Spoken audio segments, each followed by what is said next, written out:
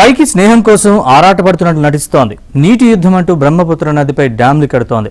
Electronics రంగంలో భారత్ ఎదుగుదలను చూసి ఓర్వలేకపోతోంది డ్రాగన్ కంట్రీ. ఇంతకీ చైనా ఏం చేస్తోంది? భారత్పై డ్రాగన్ పగబట్టిందా?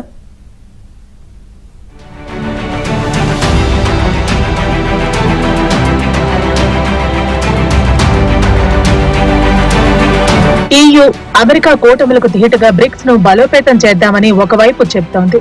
మరోవైపు భారత్ పై కుయుక్తులు పన్నుతోంది. ఆసియా దేశాలు ఒక్కటిగా ఉంటే అమెరికాను ఎదుర్కోవచ్చంటోంది.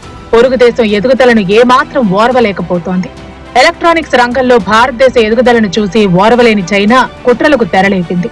ముఖ్యమైన పరికరాలు, మినరల్స్ పై నియంత్రణలున్నాయి. భారత్ ను వీడి వచ్చేయండంటూ చైనా నిపుణులకు ఆ దేశం ఆదేశాలు జారీ చేసింది. ఈ మేరకు India cellular and electronics association ICEA కేంద్ర ప్రభుత్వానికి లేఖ రాసింది. భారత్ తయారీ రంగానికి హబ్ గా మారితే తమకు ప్రమాదమన్న ఉద్దేశంతో అనధికార వాణిజ్య ఆంక్షలకు పాల్పడుతోంది చైనా.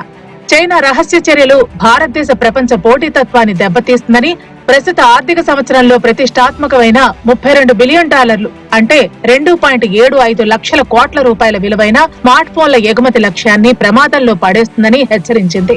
ప్రపంచ తయారీ హబ్ గా భారత్ ఆవిర్భావాన్ని, ఇండియా సరఫరా చైన్లను దెబ్బతీయటమే లక్ష్యంగా చైనా పనిచేస్తోంది. చైనా నియంత్రణలపై తక్షణం జోక్యం చేసుకోవాలని ప్రభుత్వాన్ని కోరింది ICEA. ఒకవేళ ఈ ఇంజనీర్స్ లేకపోవడం వల్ల కేవలం కొంతమంది తైవనీస్ మరియు వియత్నామీస్ టెక్నీషియన్సే మన దేశంలో మిగిలేరు.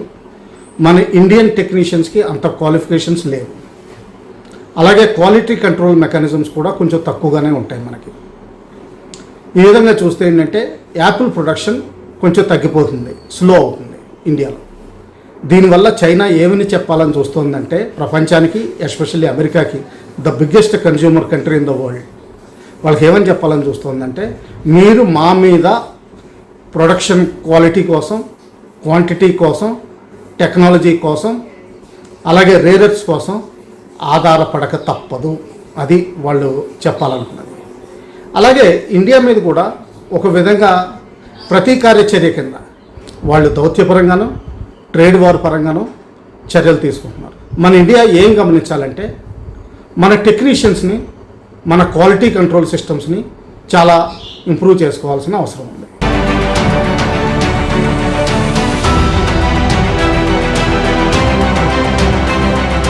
కేవలం మౌఖిక సూచనల ద్వారానే చైనా ఒక ప్రణాళిక ప్రకారం క్రమపద్ధతిలో ఆంక్షలకు పాల్పడుతోంది.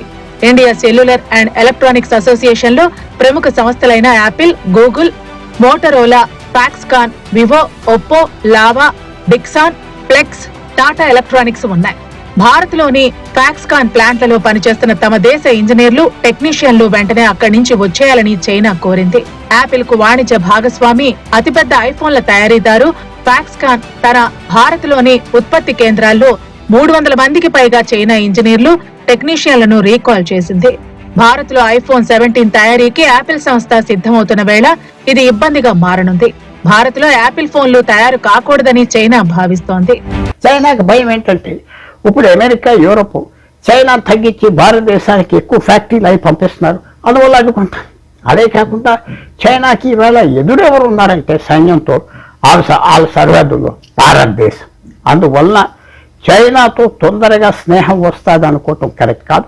కానీ చైనాతో విరోధం కోసం మనం కోరకుండా స్నేహం కోసం కోరుతూ విరోధానికి ప్రిపేర్ అవి తట్టుకుంటా రావాలి. చైనీస్ వాళ్ళు ఓడిపోయిన వాళ్ళు, వాళ్ళ ముందర ఓడిపోయిన వాళ్ళ మీద ఏమి మర్సీ చూపెట్టరు, దయ చూపెట్టరు. వాళ్ళ చరిత్రలో వాళ్ళు గౌరవించేది ఏంటంటే బలం గౌరవిస్తారు, ఫ్యూచర్ ఆలోచించే వాళ్ళని గౌరవిస్తారు. కాబట్టి భారతదేశం చాలా జాగ్రత్తగా చైనాతో ఒక పర్మనెంట్ ఎనిమీగా మనం భావించి ముందరికి వెళ్ళాలి.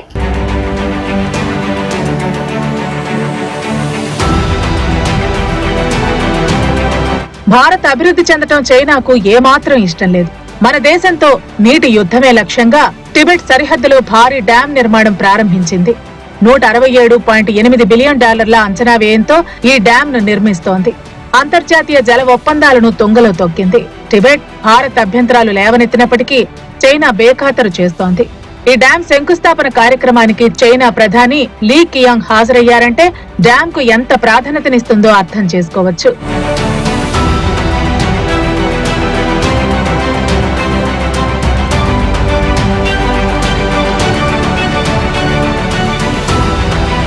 2023 డిసెంబర్లోనే ఈ ప్రాజెక్టును ఆమోదించిన చైనా తాజాగా శంకుస్థాపన చేసింది. కర్బన తటస్థ లక్ష్యాలను సాధించడం కోసమే ఈ ప్రాజెక్టు నిర్మాణం తలపెట్టినట్లు చైనా చెబుతున్నప్పటికీ టిబెట్ ప్రాంతంలో అభివృద్ధి పనులు చేసి ఆ ప్రాంతంలో తమ పట్టు నిలుపుకోవాలని డ్రాగన్ భావిస్తోంది. అసలు హిమాలయాల్లో భారీ డ్యాంలు కడితే పర్యావరణానికి ముప్పు, తీవ్రమైన భూకంపాలు వచ్చే ఛాన్స్ ఉంది. భారత సరిహద్దులో అరుణాచల్ ప్రదేశ్ కు సమీపంలో టిబెట్ లోని నైంగ్చి ప్రాంతంలో చైనా ఈ డ్యామ్ ను నిర్మిస్తోంది. ఈ ప్రాజెక్టులో మొత్తం 5 జల విద్యుత్ కేంద్రాలు ఉంటాయి. ఈ భారీ డ్యాం నిర్మాణం పూర్తయితే బ్రహ్మపుత్ర నది ప్రవహించే దిగువ దేశాలు భారత్, బంగ్లాదేశ్ కు తీవ్ర ఇబ్బందులు తలెత్తనున్నాయి. నదీ ప్రవాహాన్ని చైనా కంట్రోల్ చేయబోతోంది.